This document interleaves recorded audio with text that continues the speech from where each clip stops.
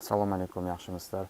Bir kishi iltimos qilgandi, juda ham kuchsiz oilani qanday qilib kuchli qilsak bo'ladi deb. Shundan menda hozir so'nggi eng kuchsiz oila bor.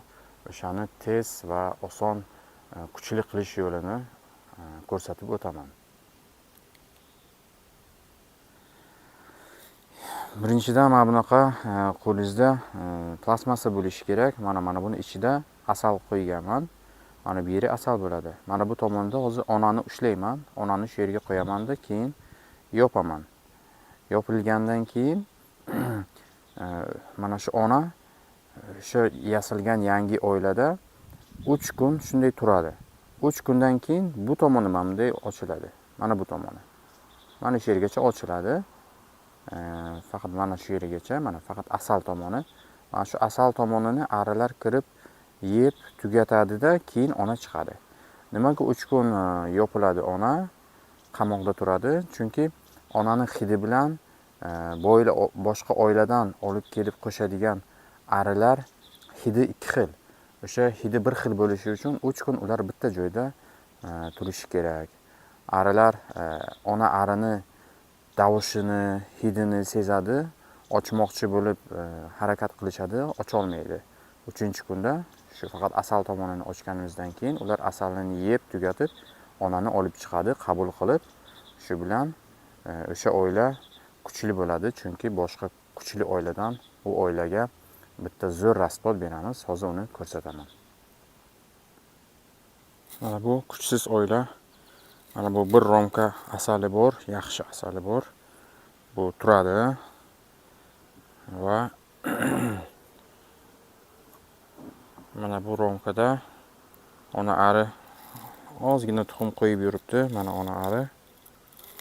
Mana ona ari yuribdi, ozgina tuxum bor.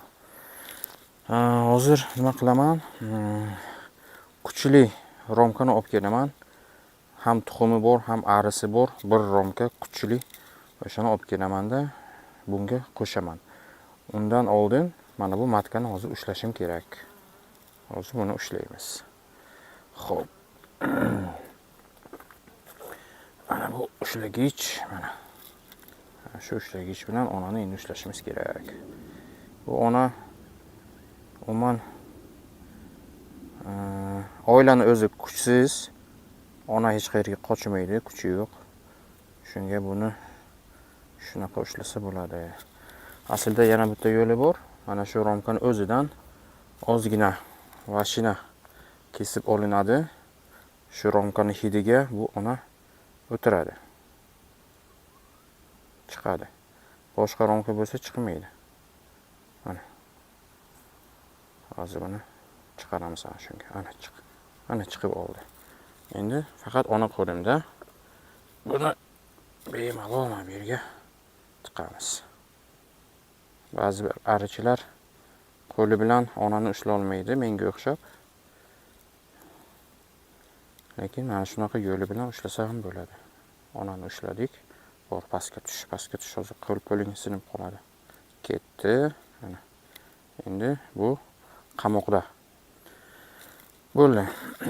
Birinchi ish tugadi.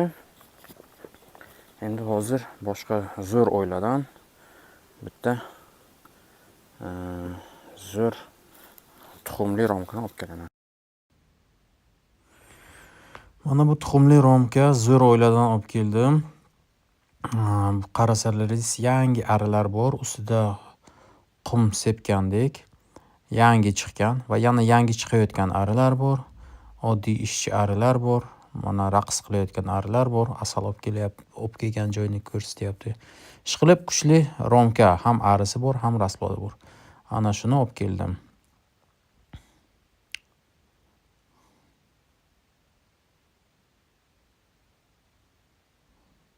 Ona mazza qilib asal yeb o'tiribdi. Mana bu kuchsiz tuxum. Buni olaman. Buni qoqaman hozir.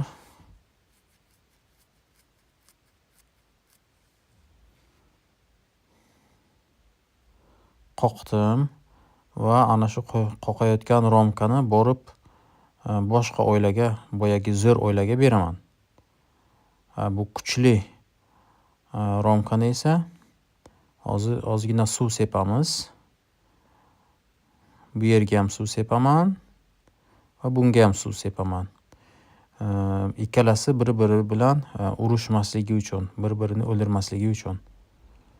Ular suv sepganda bu oddiy ichimlik suvi, toza suvi.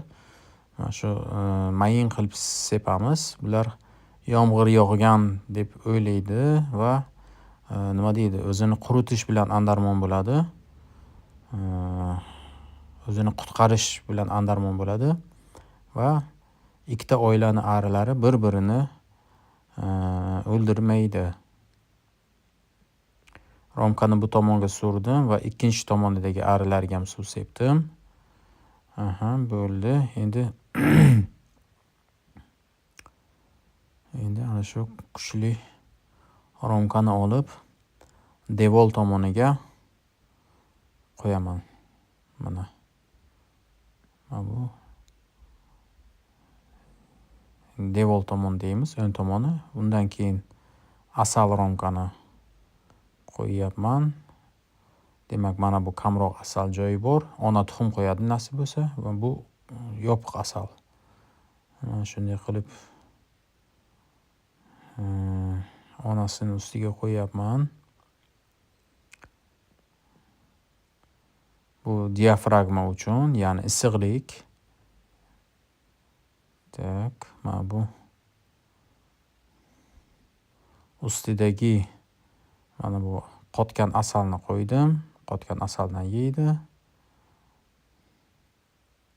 Va ana shu ona arini unday aylantirib qo'ydim. Asal pastga qarab, pastlikka qarab qo'ydim, chunki asali to'kilmaydi. Va o'sha ona ari asalga botib o'lmaydi. Endi sekin yopamiz.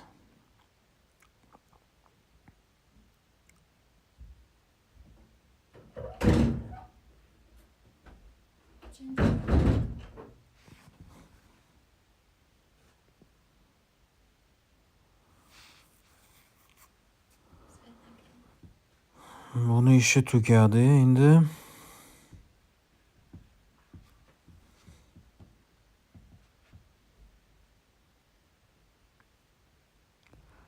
Buni ustiga boshqa oiladan qancha kerak bo'lsa shuncha ari olib kelib qoqish mumkin. Bu kuchli oila bo'ladi keyin. Menda uyda kuchli oilalar kam, shu uchun bitta romka hozircha berdim. 3 kundan keyin onani ochaman. 4-5-kunlarda bir tekshiraman. Onani qabul qilgan bo'lish kerak. O'zi shu yilning o'zida 6-7 ta shu eksperiment qildim. Hammasini qabul qilib oldi. Shu uchun sizlarga shu variantni tavsiya etyapman. Yana bitta yo'li bor. Boyagi arilarni birontasi ham qochib ketmasin desalaringiz, mana bunday og'zini yopasiz. Og'zini yopib, keyin mana shuni 2-3 kun tepasidan suv sepsa bo'ladi. Gubka qo'yib, bitta gubka qo'yiladi, suv sepiladi. O'shandan arilar suv ichadi. Yoki bitta bo'm-bo'sh romkani o'zini ikki tomonidan suv urasiz, yaxshilab suv urasiz va mana shu oilani ichiga qo'yasiz. Suv bo'lsa 3 kun yopiq tursa ham bo'ladi. Arilar